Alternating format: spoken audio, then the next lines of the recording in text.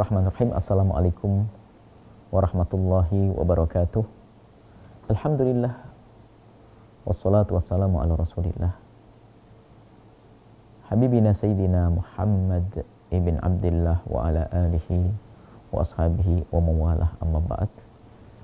Yang sangat kami cintai para perindu ridha Allah, para pecinta baginda Nabi Muhammad sallallahu alaihi wasallam. Pembahasan tentang alkohol atau minuman keras. Sebelumnya kami sampaikan kepada siapapun yang diuji oleh Allah dengan kebiasaan minum minuman keras, kami memohon kepada Allah, semoga Allah memberikan kepada yang masih sering minum minuman keras, memberikan hiburan diganti dengan minum segar yang sehat.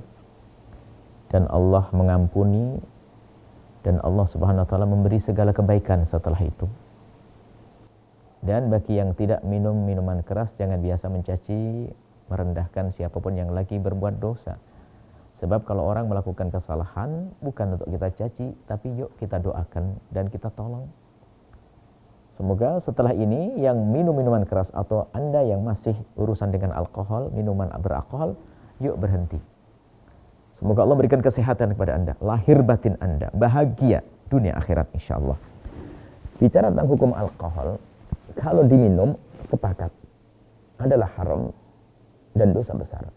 Cuman dibahas tentang kenajisannya jika mengenai badan kita, baju kita untuk sholat. Bicara alkohol adalah dimulai dari bicara tentang khamr. Dan alkohol dikatakan ruhnya khamr. Maka bicara khamr berarti masuk di dalam bicara alkohol. Oke. Biarpun nanti ada perbedaan tentang alkohol, ada jenis-jenis alkohol. Kita bicara khamr dulu. Khamr itu haram, iya, diminum, dikonsumsi. Dan dia adalah najis hissi, najis dohir.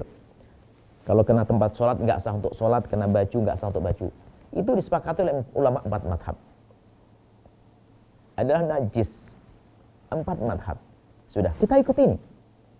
Najis. Berarti minuman keras najis. Alkohol, kalau alkohol adalah ruhnya minum keras, alkohol juga najis. Baik. Cuma di sana ada pendapat yang mengatakan bahwasanya najisnya khamr itu bukan najis hissi, bukan najis di baju, tapi najisnya adalah sesuatu yang menjadikan sebab kita melakukan kesalahan besar, yaitu kalau meminumnya. Najisnya najis ma'nawi. Sebab disebutkan dalam Al-Quran itu kan dijajar dengan innamal khamru wal maisiru wal ansabu wal azlamu. Itu kan dijajar antara khamr, dadu untuk judi, patung yang ditegakkan. Patung kan najisnya bukan najis fisiknya, najis disentuh, lalu lantang kita najis, bukan. Tapi maknawi, gak boleh disembah.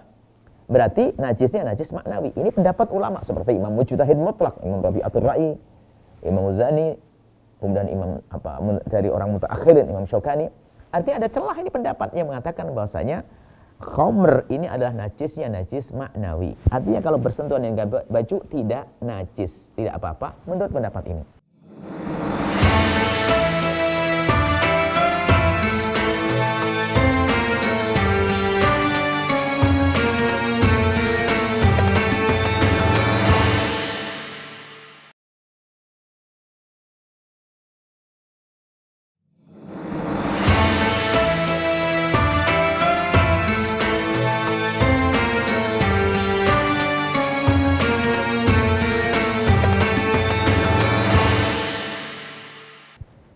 Artinya apa? Ini ada peluang untuk kita bisa berlapang hati kepada siapapun. Kemudian di sana ada lagi pembahasan lebih jauh lagi tentang alkohol. Alkohol yang dipakai untuk minuman keras itu apakah sama dengan alkohol yang selama dipakai untuk antiseptik, alkohol minyak wangi dan sebagainya? Kami bertanya kepada ahlinya, bahwasanya itu beda. Bahkan katanya kalau alkohol yang biasa dipakai minyak wangi, kalau diminum langsung buta orang. Nggak bisa itu diminum. Berarti beda ini. Baik, kalau beda, dan itu katanya itu sama dengan kayak spiritus dan yang lainnya. Jika demikian kisah alkohol yang dipakai minuman keras beda dengan alkohol yang dipakai untuk obat antiseptik dan sebagainya, maka berarti hukum alkohol ini adalah sama dengan spiritus. Tidak dikatakan najis. Cuman diminum boleh nggak? Ya nggak dong, bahayakan kok sama. Gitu. Seperti itu. Nah, anggap saja kita ikut yang mengatakan bahwasanya alkohol yang ada di minyak wangi sama dengan alkohol yang biasa dikonsumsi. Oke. Pun demikian masih ada celah bagi kita untuk mengatakan ikut Imam Rabi' At-Turai tadi bahwasanya alkohol tersebut adalah najis maknawi, tidak boleh dikonsumsi tapi tidak najis di badan. Lalu bagaimana sikap kita? Sikap kita gini loh ya. Selagi ada peluang semacam ini, apalagi sekarang ini yang namanya minyak wangi sudah hampir semua orang pakai ini semuanya. Jadi kalau memang kita seandainya kita dikasih oleh seseorang, orang memberikan hadiah kepada kita minyak wangi, menyemprotkan minyak wangi, ya kalau kita pakai pendapat jumhur tadi, ya mungkin kita akan menyakitkan orang lain. Astagfirullahaladzim, najis dan sebagainya. Yuk kita sedikit bijaklah, karena masih ada peluang. Dan kita tidak menghalalkan khamr, kok tidak. Kita hanya mengatakan bahasanya ikut mendapat lemah, biarpun lemah, ini untuk menjaga silaturahmi. Orang ngasih hadiah minyak wangi, langsung najis, astagfirullahaladzim. Kan sakit hati orang. Dan mungkin ada jenis-jenis termasuk antiseptik dan sebagainya. Antiseptik apalagi hari ini kita katakan najis semuanya, nggak sah semuanya, sholat nyiksa orang. Antiseptik ada alkoholnya kan? Ya, ikut, alhamdulillah ada celah. Antiseptik no problem, minyak wangi nggak ada masalah. Tapi selagi masih bisa dihindari, hindari, itu yang terbaik. Ikut jumhur ulama.